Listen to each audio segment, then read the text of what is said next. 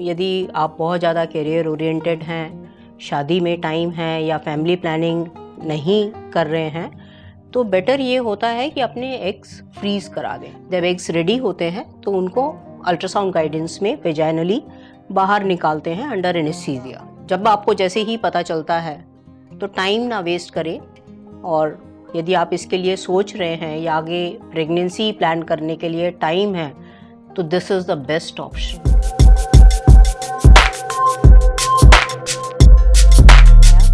Egg freezing एक term है जो आजकल हम बहुत ज़्यादा सुन रहे हैं, और वर्किंग फीमेल्स जो हैं वो सबसे ज़्यादा इस चीज़ को ऑप्ट कर रही है। तो हम चाहते हैं आप हमारे दर्शकों को बताएं कि एक तो एग फ्रीजिंग क्या होता है, करना चाहिए, किस एज में करना चाहिए, और कब तक वो एग फ्रीजिंग लायबल रहता है।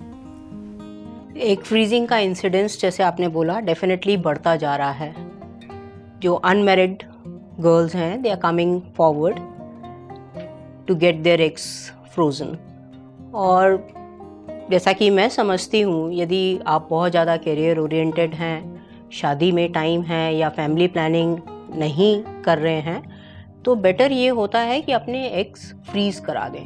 और ये बहुत ही सिंपल टेक्निक है। जैसे IVF की प्रिपरेशन होती है पेशेंट की, सेम प्रिपरेशन एग फ्रीजिंग के लिए होती है। इसमें 8 to 9 days इंजेक्शंस लगते हैं टू ग्रो मल्टीपल फॉलिकल्स और एग्स।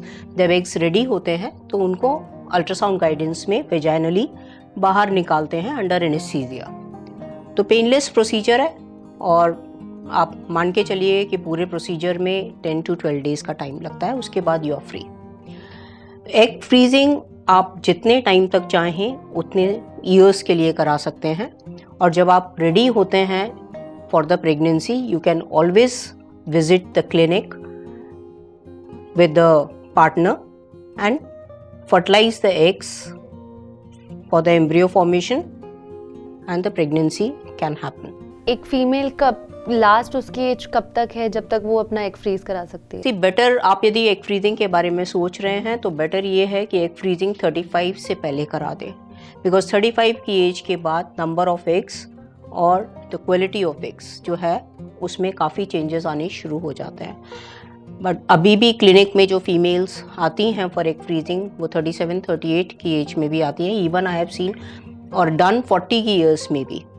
तो वही है कि जब आपको जैसे ही पता चलता है तो टाइम ना वेस्ट करें, और यदि आप इसके लिए सोच रहे हैं या आगे प्रेगनेंसी प्लान करने के लिए टाइम है तो this is the best option. हम IVF, क्योंकि हम फर्टिलिटी की यहाँ पर बात कर रहे हैं, तो ट्रीटमेंट्स के बारे में तो हमने बात की।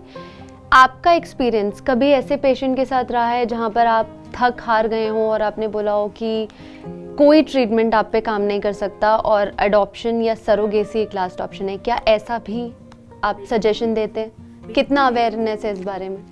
अवेयरनेस आजकल तो बहुत ज़्यादा हो गई है। अगर हम पहले देखें कि जब मैंने करियर शुरू किया था तब जैसे कि मल्टीपल IVF फेलियर्स आ रहे हैं, फिर हमने कई बार ऐसा केस आता है कि हमने दूरबीन की जांच की, हिस्ट्रोस्कोपिक एग्जामिनेशन किया, यूट्रस बिल्कुल चिपका हुआ है, खोल भी दिया उसको, ऑपरेट भी कर दिया, उसके बाद ट्राई किया, नहीं हो पा रहा है। तो ऐसे केसेस आते हैं, शुरू से आते हैं। फिर वह एक केस आता है कंजेनाइटल एनोमली की, यूट्रस कंजेनाइटली बचपन से जन्म जाती, जैसे MRKH सिंड्रोम होता है जिसमें बचपन से ही यूट्रस बहुत छोटा होता है या होता ही नहीं है, या फिर किसी कारणवश हिस्टेरेक्टमी हो गई बहुत ज़्यादा ब्लीडिंग के कारण, या फर्स्ट प्रेगनेंसी के बाद या एबॉर्शन के बाद कोई कॉम्प्लिकेशन आई और उनकी बच्चेदानी निकालनी पड़ गई, तो उन केसेस में सरोगेसी सजेस्ट करना पड़ता है।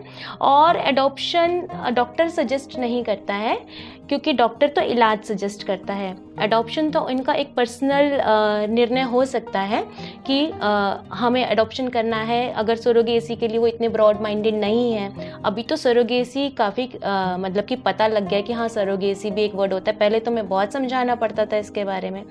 तो हाँ, ऐसा समझाना पड़ता है। जैसे कि मैं हमेशा बोलती हूँ कि 98% तक कारण जो होते हैं उनमें कोई ना कोई ट्रीटमेंट से गर्भ धारण कराया जा सकता है। 1 या 2% कारण ऐसे होते हैं जिनमें कि हाँ सरोगेसी बताना पड़ सकता है।